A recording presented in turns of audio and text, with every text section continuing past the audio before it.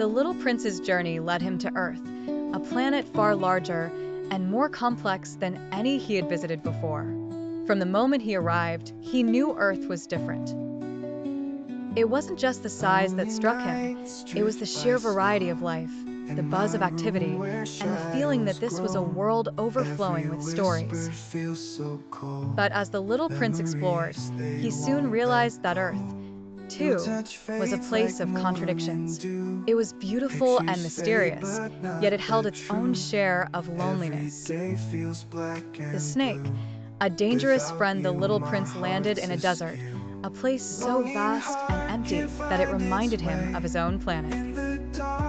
As he wandered across the dunes, he encountered a creature unlike any he had seen before, a snake, sleek and golden, coiled elegantly on the warm sand. "Good evening," the snake hissed, its voice soft and smooth. "Good evening," the little prince replied politely. "What kind of creature are you? You're so thin." The snake let out a small laugh. "I am a snake. On this earth, I am one of the most powerful beings." The little prince tilted his head, curious. "You don't look powerful. You don't even have legs. How can you move?" "I don't need legs to move," the snake said. "And I don't need strength to wield power. A single bite from me can send someone back to where they came from." The little prince thought about this for a moment. "Back to where they came from? Do you mean death?" The snake nodded, its eyes glinting in the fading light. "But not all death is an end. Sometimes it's a return." The little prince felt a chill, but didn't step away. There was something strangely comforting about the snake's presence, even though he knew it was dangerous. "You speak in riddles," he said, "and you ask too many questions," the snake replied with a flick of its tongue. "But you're different from the others I've met. If you ever tire of this world, I can help you leave it." The little prince said nothing, but the snake's words stayed with him. The fox, a lesson in friendship. The little prince's travels eventually brought him to a lush countryside, where he met a fox. The fox was sleek and clever-looking, with bright eyes that seemed to hold 1,000 secrets. When the little prince approached, the fox darted away, but didn't disappear entirely. Instead, it circled back cautiously. "Who are you?" the little prince asked. "I am a fox," the creature replied, "but I am not tame." The little prince sat down, intrigued. "What does it mean to be tame?" The fox hesitated, then said, "To be tame means to establish ties. It means creating a bond so that you and I become unique to each other." "Unique?" the little prince repeated, his golden hair catching the sunlight. "Yes," the fox said. "Right now, you're just a little boy like any other to me, and I'm just a fox like any other to you. But if you tame me, we will need each other. You'll be special to me, and I'll be special to you." The little prince thought about his rose, back on his planet. She had always claimed to be unique, but was it because he had spent so much time with her, tending to her and loving her? Was that what made her different from all the other roses in the universe? "I think I understand," he said softly. "But how do I tame you?" "You must be patient," the fox replied. "You must sit a little closer to me each day, without saying anything. Slowly, we will grow closer."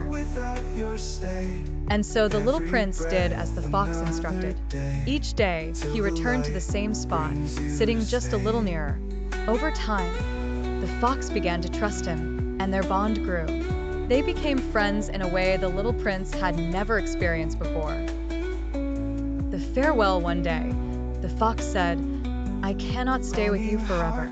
You will leave, and I will remain here. But because you tamed me, my life will never be the same." The little prince's heart ached at the thought of saying goodbye. "If it makes you sad, why did you let me tame you?" The fox smiled, its eyes wise and kind. "Because now, when I see the golden fields of wheat, I will think of your hair. You have made my world richer." Before they parted, the fox gave the little prince one final piece of advice. "It is only with the heart that one can see rightly. What is essential is invisible to the eye." The little prince repeated the words to himself, committing them to memory. What is essential is invisible to the eye. The Rose Garden, understanding love. As he continued his journey, the little prince stumbled upon a garden filled with roses. At first, his heart sank. He had always believed his rose to be one of a kind, but here were thousands of roses, each as beautiful as the next. "She's not special," he murmured, his voice tinged with sorrow. But then he remembered the fox's words. His rose wasn't unique because of how she looked. She was unique because of their bond. She was the one he had watered, protected, and cared for. She was the one who had tamed him and whom he had tamed in return. "She is still my rose," he said with renewed certainty, "and that makes her unlike any other." Reflection. As the little prince recounted these stories to me, his eyes glowed with a mixture of sadness and joy. "The fox taught me what it means to love and be loved," he said. "It's not about possession or beauty. It's about the time you give and the bonds you create." I listened in silence, moved by the simplicity and wisdom of his words. The desert around us felt vast and empty, but in that moment, it was full of meaning.